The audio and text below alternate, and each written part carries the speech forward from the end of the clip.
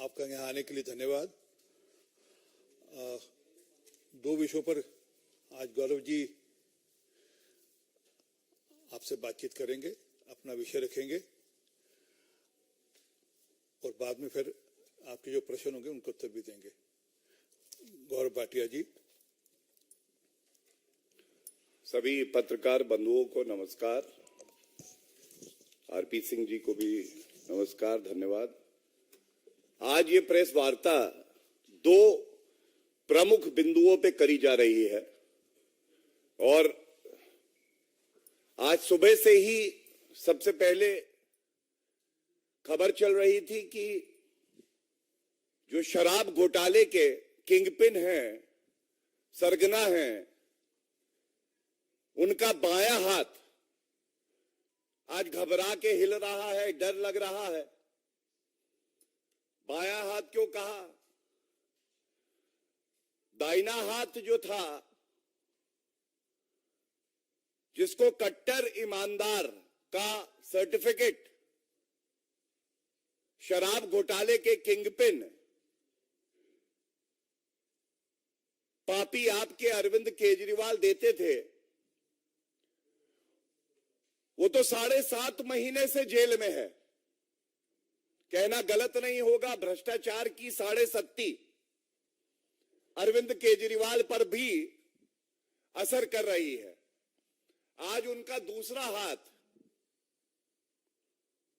संजय सिंह, उनके यहां पे भी जांच एजेंसियों की रेड होती है और इस मंच से हम उठाना चाहेंगे। सबसे पहले इस पूरे शराब घोटाले में ये देश की जनता और दिल्ली की जनता जान चुकी है कि कोई सरगना है, किंगपिन है तो वो अरविंद केजरीवाल है। उन्हीं के इशारे पे ये शराब घोटाला दिल्ली में हुआ है। लेकिन 3 तथ्य चिंताजनक है, गंभीर है, ये भारत की जनता के समक्ष रखना आवश्यक है। सबसे पहला, एक्यूज दिनेश अरोड़ा, इन्होंने कबूला है दिल्ली के मुख्यमंत्री आवास पर एक बैठक होती है जो शराब कारोबारी हैं। तो सबसे पहला प्रश्न यह है कि मुख्यमंत्री आवास ना हो गया, घोटाले का अड्डा हो गया, वहां वसूली हो रही है, कमीशन तय हो रही है और यह बात कोई और नहीं कहता है, जो एक्यूज्ड है दिनेश अरोड़ा, ये कबूलते हैं। दूसरी बात देखिए कितनी चिंताजनक है। अरविंद केजरीवाल के इशारे पर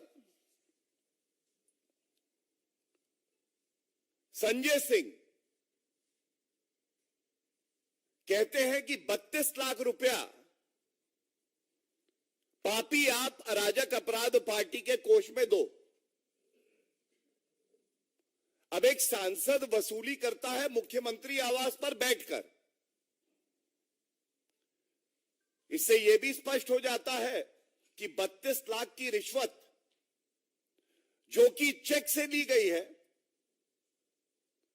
बाकी करोड़ों रुपया हो सकता है, जांच की परिधि में सामने आ चुका है, आगे भी आएगा, कैश ट्रांजैक्शन में करते हैं। लेकिन ये 32 लाख रुपए अरविंद केजरीवाल के कहने पे एक सांसद वसूली कर रहा है, ये चिंताजनक है। और इसलिए भी ये चिंताजनक है कि ये अपने आप को आम आदमी पार्टी बताते थे। आम आदमी लाल बत्ती तोड़ दे तो कार्रवाई हो जाती है। अब ये पापी इतने खास हो गए कि ये करोड़ों का शराब घोटाला करेंगे और उसके बाद कहेंगे कि हम पे कार्रवाई जो हो रही है ये राजनीतिक द्वेष के कारण हो रही है। आया था जनता का लाल बनकर, आया था जनता का लाल बनकर, रह गया शराब कारोबारियों का दलाल बनकर। जो व्यक्ति अपनी राजनीति की शुरुआत करता है यह कह के कि वीवीआईपी कल्चर नहीं होना चाहिए, भ्रष्टाचार को हम समाप्त करेंगे, और आज उस अरविंद केजरीवाल में इतनी हिम्मत नहीं है, और मैं चुनौती देता हूं इस मंच से, पहला, अरविंद केजरीवाल जी, अगर आप में हिम्मत है तो आप तुरंत प्रेस वार्ता करिए और कहिए कि ये 32 लाख रुपए जो दिनेश अरोड़ा एक एक्यूज कह रहा है कि आपको दिए गए हैं, ये नहीं लिए आपने। हो जाने दीजिए दूध का दूध और शराब का शराब, सच को आ जाने दीजिए सामने। हिम्मत है अरविंद केजरीवाल जी। और ये अरविंद केजरीवाल, इनको ये याद दिलाना भी आवश्यक है, 2015 में ही अरविंद केजरीवाल कहते थे मेरे किसी मंत्री के खिलाफ इतना सबूत होता तो हम उसका इस्तीफा ले लेते, जैसे तोमर और आसिम का लिया था। और भाजपा जेटली जी को बेशर्मी से बचा रही है और उसके बाद स्वर्गीय अरुण जेटली जी से माफी मांगते हैं, लेकिन इस्तीफा तुरंत लेने की बात करते हैं। अरविंद केजरीवाल जी, आपने जिसको कट्टर ईमानदार का प्रमाण पत्र दिया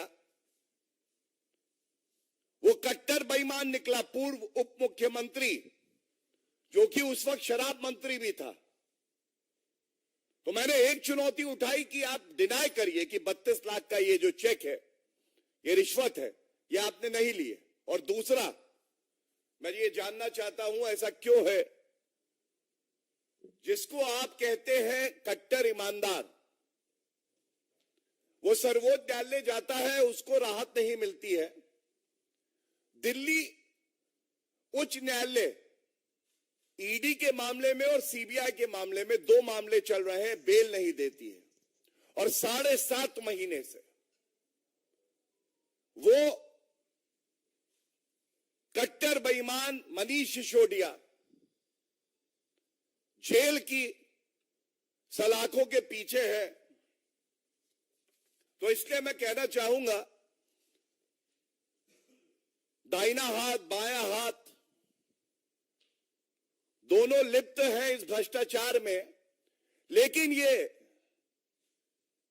10 सर वाला भ्रष्टाचारी रावण कौन है? ये तो अरविंद केजरीवाल की ही सोच है जो मजबूर करती है अपने सांसदों को, मंत्रियों को, भ्रष्टाचार करो और मेरी तिजोरी भर दो। तो हम हमेशा कहते हैं जैसे जैसे जुड़ रही है कड़ी, जैसे जैसे जुड़ रही है कड़ी, अरविंद केजरीवाल के पास आ रही है हथकड़ी। और यह भी सच है कि अरविंद केजरीवाल घबराए हैं, वो डरे हुए हैं, जांच एजेंसियों के नाम से वो थर-थर कांपते हैं कि मुझे बचा लो। लेकिन कान खोलकर सुन लीजिए अरविंद केजरीवाल जी, आपका ये मानना है आप बड़े खास हैं, पाप करेंगे, भ्रष्टाचार करेंगे, आप पे कार्रवाई नहीं होगी, और जनता का मानना, जांच एजेंसियों का मानना यह है कि कानून से ऊपर कोई नहीं है। कानून के दायरे में कार्य हो रहा है, कानून अपना काम कर रहा है, और न्यायालय जो कदम कानून की जांच एजेंसियां उठाती हैं उसमें हस्तक्षेप नहीं कर रहा। यह दर्शाता है कि प्रथम दृष्टया पापी आपके नेताओं के खिलाफ सबूत भी है, साक्ष्य भी है, प्रमाण भी है, और जो शराब घोटाले का किंगपिन है इसको कोई बचा नहीं सकता है। हमें ये यकीन है जांच एजेंसी अपना काम करेंगी और कानून से ऊपर कोई नहीं है, चाहे वो बड़े संवैधानिक पद पर भी बैठा हो, उसके खिलाफ भी कार्रवाई होगी। अब इस बिंदु पे जो बातें हमें रखनी थी वो मैंने आपके समक्ष रखी। ये बड़े सवाल हैं, अरविंद केजरीवाल जी को चुनौती है, वो प्रेस वार्ता करें, जो प्रश्न हमने उठाए हैं, जो तथ्य रखे हैं, उनका खंडन करें, और अगर खंडन नहीं करते हैं तो ये मान लिया जाएगा शराब घोटाले का किंगपिन कट्टर बेईमान अरविंद केजरीवाल ही है। धन्यवाद। दूसरी प्रेस वार्ता जो है, ये हमने देखा किस तरह से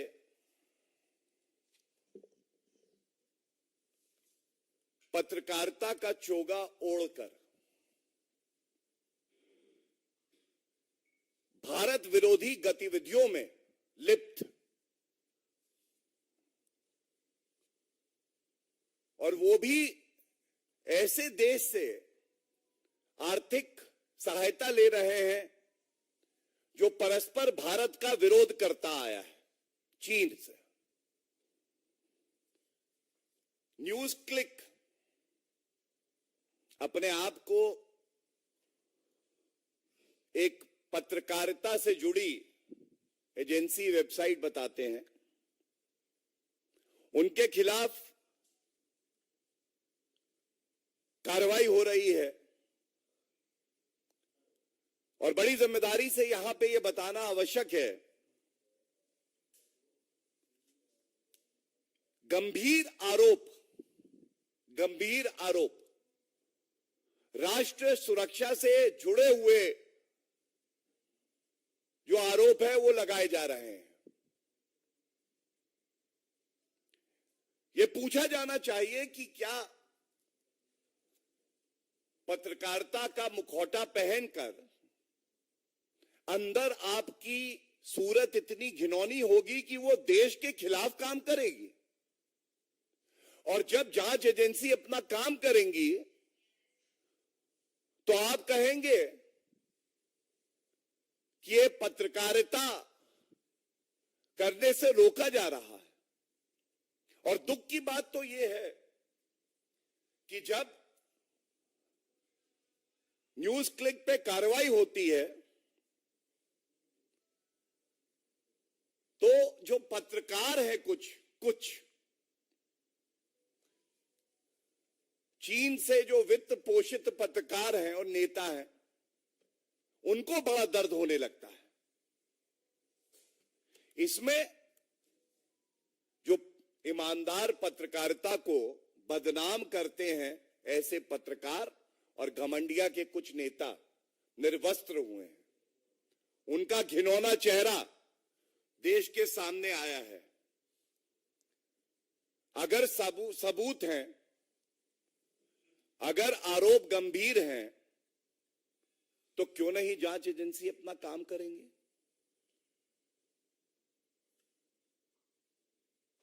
अगर कोई विदेशी शक्ति भारत को कमजोर करने के लिए फंडिंग करती है और उस पर ठोस कार्रवाई जांच एजेंसी करती है, तो घमंडिया के नेताओं को और जो घिनौने चेहरे वाले कुछ पत्रकार हैं उनको क्यों दर्द होने लगता है? इनकी आस्था न्यायालय में नहीं है, क्योंकि आज की खबर है कि दिल्ली के कोर्ट ने जो फाउंडिंग एडिटर है न्यूज क्लिक के, मिस्टर प्रबीर पुरकयास्था, 7 दिन की इनको पुलिस कस्टडी में भेजा है, 7 दिन की पुलिस कस्टडी में। तो जो ये हो हल्ला कल से मचाया जा रहा था, पत्रकारिता की बात करी जा रही थी, चौथा स्तंभ है, बिल्कुल है, लेकिन एक सच्चा ईमानदार भारतीय पत्रकार एक विरोधी देश से फंडिंग नहीं लेगा, वो भारत को दीमक की तरह खाएगा नहीं। और इसीलिए बिल्कुल स्पष्ट ये यहां से बताना चाहते हैं कि पहला पुख्ता सबूत है जो खबर आ रही है, इसीलिए मनी लॉन्ड्रिंग का और यूएपीए का मामला दर्ज किया गया है। और जो पत्रकार और नेता भारत विरोधी गतिविधियों में लिप्त पाए जाएंगे, जिनकी सोच चीनी और असली चेहरा पाकिस्तानी होगा, वो ये ना सोचे कि उन्हें बख्शा जाएगा। आज भारत की जनता ये उम्मीद करती है आदरणीय श्री नरेंद्र मोदी जी की सरकार से कि कोई भी व्यक्ति अगर भारत विरोधी गतिविधियों में लिप्त है तो उसके खिलाफ सख्त से सख्त कार्रवाई होनी चाहिए। और ये जो 303 सीटें भारतीय जनता पार्टी को जनता ने दी, जो आशीर्वाद दिया, ये इसीलिए दिया था क्योंकि जनता को विश्वास था आदरणीय प्रधानमंत्री श्री नरेंद्र मोदी जी, जो टुकड़े टुकड़े गैंग के सदस्य हैं, उनको बख्शेंगे नहीं। कानून के तहत सख्त से सख्त कार्रवाई होगी। और इसी कड़ी में मैं आपको बता दूं, न्यायालय में, कानून में, संविधान में, चाहे वो घमंडिया कांग्रेस हो, चाहे और लोग हों जैसे संजीव भट्ट, तीस्ता सीतलवद, ये लोग सोचते हैं ये कानून से ऊपर है। मैं बताना चाहूंगा कि सर्वोच्च न्यायालय का अभी फैसला आया, संजीव भट्ट बेबुनियाद आरोप सरकार पे लगाते हैं, उनकी 3 याचिकाओं को खारिज किया गया और 3 लाख रुपए की कॉस्ट लगाई गई। 3 उनकी याचिकाओं को खारिज किया गया और 3 लाख की कॉस्ट लगाई गई। क्या कोई घमंडिया का नेता इस पे टिप्पणी देगा? और ये वो कांग्रेस पार्टी हो, टीएमसी हो, समाजवादी पार्टी हो, पापी आप हो, कुछ दिन पहले लोकतंत्र का, अभिव्यक्ति की आजादी का गला खुद घोट रहे थे 14 वरिष्ठ पत्रकारों को बॉयकॉट किया इन्होंने, केवल इसलिए कि वो पत्रकार अपना काम ईमानदारी से कर रहे थे। आप उनसे सहमत हो या ना हो, आप एक पत्रकार को उसका काम करने से रोक नहीं सकते हैं। देश की जनता ने इस घमंडिया को, इंडी अलायंस को बॉयकॉट कर दिया। ये ईमानदार पत्रकारों को क्या बॉयकॉट करेंगे? और इसीलिए आज सवाल है कि जब न्यूज क्लिक जैसी चीनी फंडेड एजेंसियों पे कार्रवाई होती है तो घमंडिया, राहुल गांधी, प्रमोद तिवारी, तमाम ऐसे नेता हैं जो बाहर आ जाते हैं इनका बचाव करने। तो इतना घबराए हुए क्यों हो? कहना गलत नहीं होगा, थरथर क्यों कांप रहे हो? चीन से कांग्रेस के क्या लिंक है ये हम सब जानते हैं। 2 करोड़ से ज्यादा की रिश्वत लेना, एमओयू करार साइन करना पार्टी टू पार्टी, जो आज तक सार्वजनिक नहीं हुआ, और उसके बाद जब ईमानदार जांच एजेंसी अपना काम करती है तो आप दबाव बनाने का कार्य करते हैं। मैं इतना ही कहूंगा, कोई भी चीनी दलाल वो कानून से ऊपर नहीं है। कानून अपना कार्य कर रहा है और यह सवाल देश की जनता पूछ रही है कि जब देश की जनता जांच एजेंसियों के साथ खड़ी है, प्रधानमंत्री नरेंद्र मोदी जी के साथ खड़ी है, तो क्या मजबूरी है राहुल गांधी की, ममता बनर्जी की, घमंडिया के जितने घटक दल हैं उनकी, कि वो ऐसी शक्तियों के साथ खड़े हैं जो भारत का भला नहीं चाहती। इन सब से निपटा जाएगा कानून के तहत निपटा जाएगा और किसी को बख्शा नहीं जाएगा। ये बात बिल्कुल स्पष्ट इस मंच से हम लोग करना चाहते हैं। धन्यवाद। कोई प्रश्न किसी का? एक मिनट, पहले फर्स्ट प्रेस कॉन्फ्रेंस पे ले लेते हैं और उसके बाद सेकंड वाले। सही है। प्रज्ञा, प्लीज।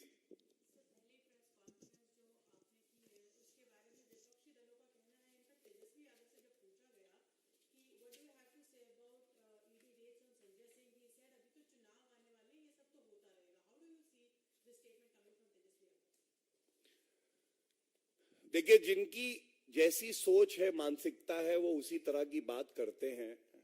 और ये कहना गलत नहीं होगा कि तेजस्वी यादव की पढ़ने लिखने की तो आदत भी नहीं है। जमीन दो नौकरी लो घोटाला परिवार ने ही किया है, यादव परिवार ने। और ईडी सीबीआई अपना कार्य करती है, कानून संगत तरीके से करती है। इस मंच से मैं तेजस्वी यादव को एक तथ्य बता के चुनौती दे देता हूं।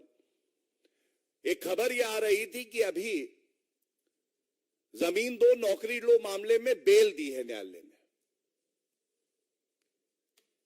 अगर यह सत्य है तो फिर न्यायालय अपना काम कर रहे हैं, जांच एजेंसी अपना काम कर रही है।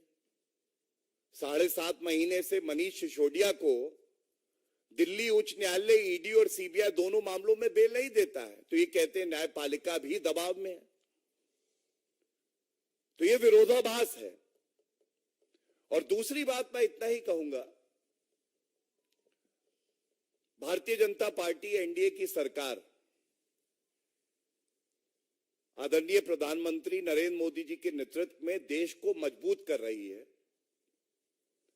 चुनाव आते जाते रहेंगे। भारत को आगे बढ़ना है, मजबूत होना है और G20 सम्मेलन हो, चंद्रयान 3 सक्सेसफुल लॉन्चिंग हो। अभी हमने देखा कैसे नारी शक्ति वंदन अधिनियम, ये सब ऐतिहासिक कदम है। तो जांच एजेंसी चुनाव को दिमाग में रख के कोई कार्य नहीं करती है, कानून को मद्देनजर रखते हुए वो अपनी कार्रवाई कर रही है। धन्यवाद।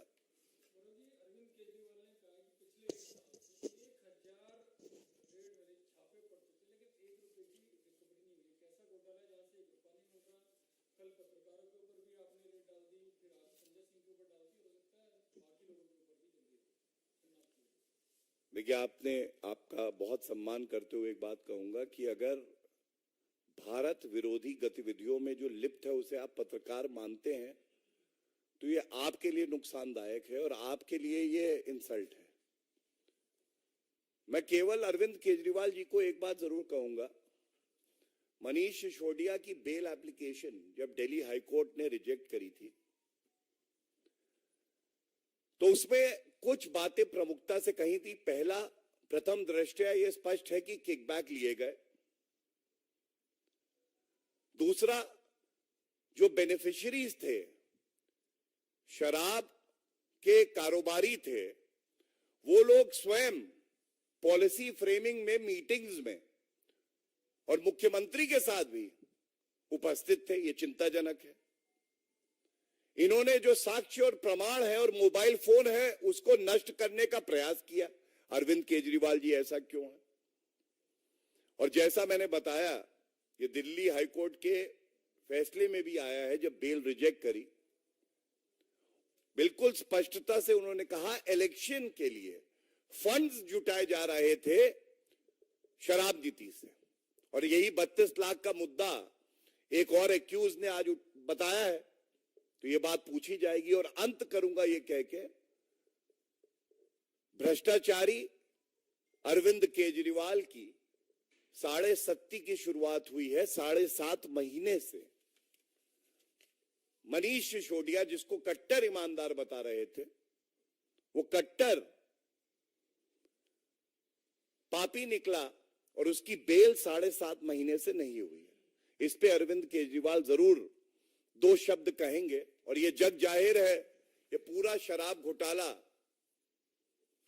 किसी ने अगर इसकी रचना करी, कोई किंग पिन है, कोई कट्टर बेईमान है, कट्टर पापी है, तो वो अरविंद केजरीवाल है।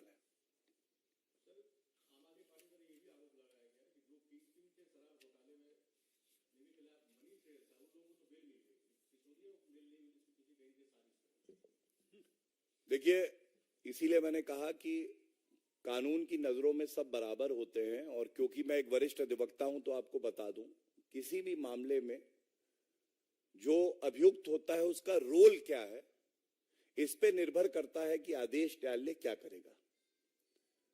और दिल्ली उच्च न्यायालय तक, सर्वोच्च न्यायालय में उनकी याचिका एक बार निरस्त हो चुकी है, अभी भी लंबित है सर्वोच्च न्यायालय में दोबारा। और दिल्ली उच्च न्यायालय ने ईडी और सीबीआई दोनों मामलों में ये पाया कि जो सारी रचना शराब नीति की करी गई है, ये उस वक्त के उप मुख्यमंत्री मनीष सिसोदिया द्वारा ही की गई है। मैंने सारे आरोप भी आपको बताए, और ये हमारा मानना है कि पापी आप में अरविंद केजरीवाल के इशारे पर जनता के रुपयों को लूटा गया और अपनी तिजोरी में भरा गया। और इसीलिए मैं ये उम्मीद जरूर करता हूं कि अरविंद केजरीवाल में इतनी नैतिकता होगी, वो बाहर आके प्रेस करेंगे और सवालों का उत्तर देंगे, लेकिन मुझे ये भी यकीन है कि वो करेंगे नहीं, क्योंकि वो थर-थर कांप रहे हैं। उनको पता है उन्होंने कानून तोड़ा है, वो भ्रष्टाचारी है। Any other questions? Thank you. बोलिए।